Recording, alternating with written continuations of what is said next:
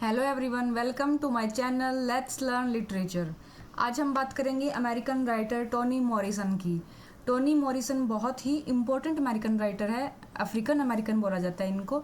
इनका बर्थ हुआ था 18 फरवरी 1931 में और डेथ हुई थी अगस्त 5, 2019 में।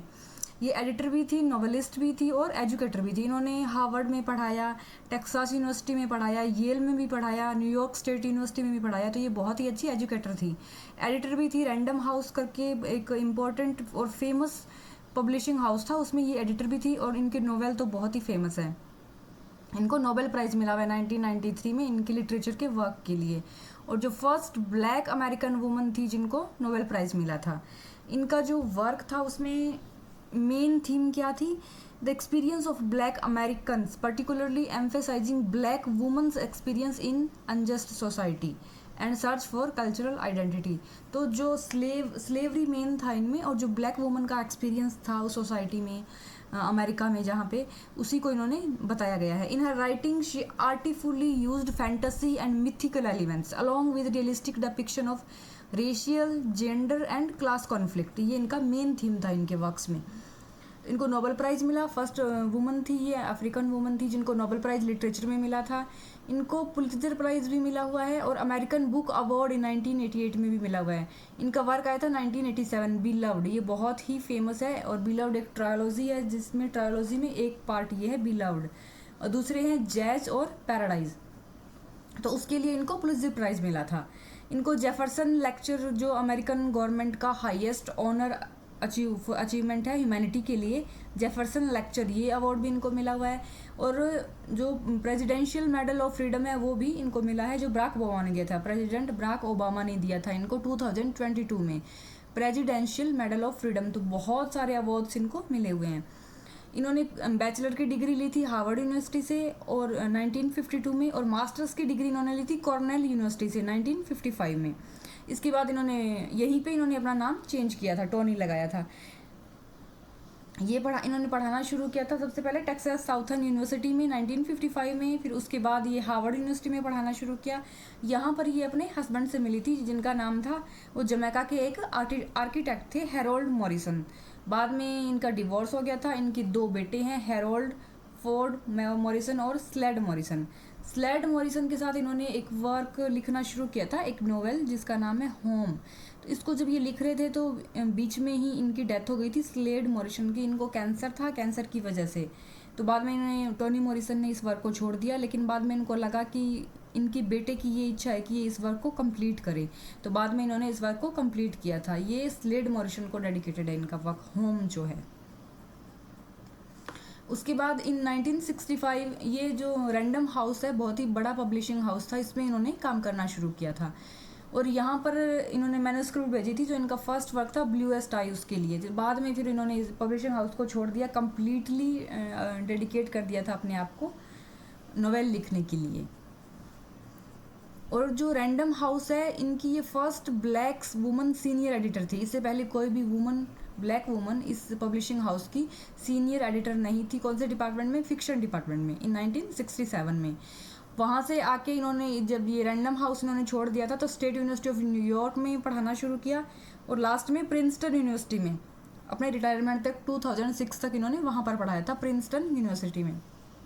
जब ये रैंडम हाउस में काम कर रही थी, वहीं से इन्होंने जो इनका फर्स्ट नॉवल है द ब्लूएस्ट आइज, उसकी मैन्युस्क्रिप्ट भेजी थी, कई जगह पे भेजी थी, जब ये खुद 39 ईयर्स की थी, 1970 में।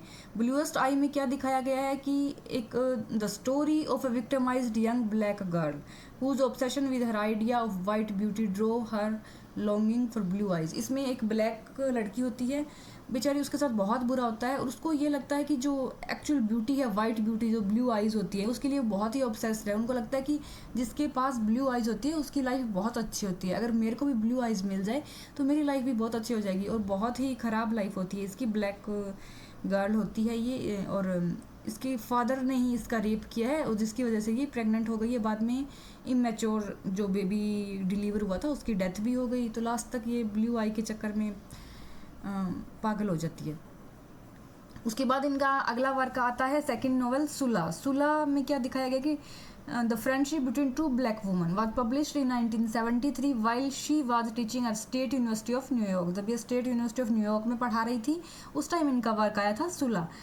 फिर उसके बाद इन्होंने येल में भी पढ़ाया। येल में इनका थर्ड नॉवल आया था Song of Solomon. The book gain critical and popular acclaim winning the 1977 National Book Critic Circle Award for fiction. फिर उनका एक और नॉवेल आया Tar Baby exploring the conflict of race class and sex was published in 1981 and led to her being accepted as a member of the American Academy of Arts and letters.